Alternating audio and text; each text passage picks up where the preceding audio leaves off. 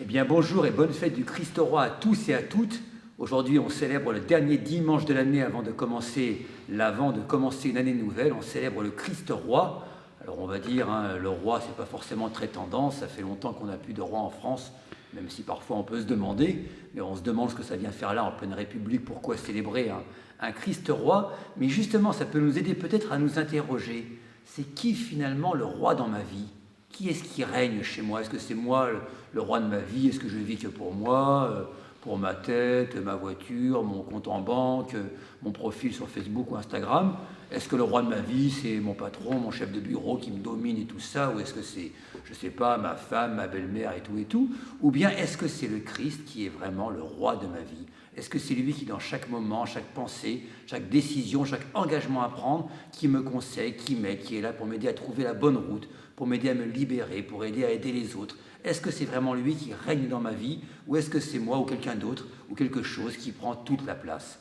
Et puis c'est intéressant, quand on voit l'évangile de près, on voit que Jésus, il n'est pas vraiment un roi comme les autres. Ce n'est pas un roi qui règne comme nous on a l'habitude. Quand on demande est-ce que tu es roi, il dit ma royauté n'est pas de ce monde, elle n'est pas à votre manière, à vous du tout, elle n'est pas comme vous imaginez. Et puis chaque fois que la foule commence à lui courir après, il se dit oulala, ils sont en train de vouloir que je devienne roi, et puis on le voit qui part, qui se met à l'écart, qui surtout ne veut pas se laisser devenir un roi comme nous on est habitués, un roi qui domine, un roi qui joue les puissants. La seule fois où on écrira que Jésus est roi, c'est quand?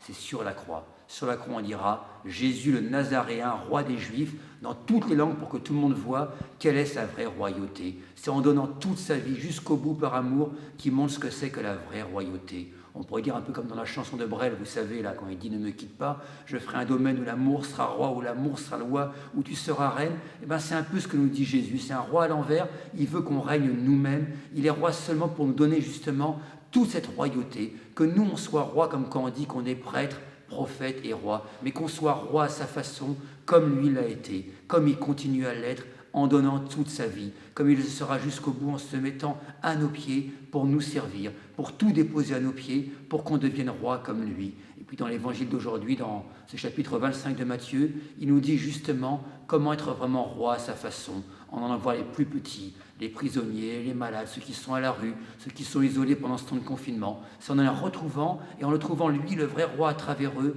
qu'on devient roi comme Jésus, comme lui en prenant la place du serviteur. Alors ensemble, en Église, en ce temps de confinement, eh bien, soyons inventifs, comme dit notre évêque, trouvons tous les moyens pour aller vers tous ces gens isolés, tous ceux qui attendent justement de découvrir que quelqu'un veut être leur roi, pas pour les dominer, pas pour les exploiter, mais pour les libérer aussi, et leur apprendre à se mettre au service des autres, chacun à sa façon.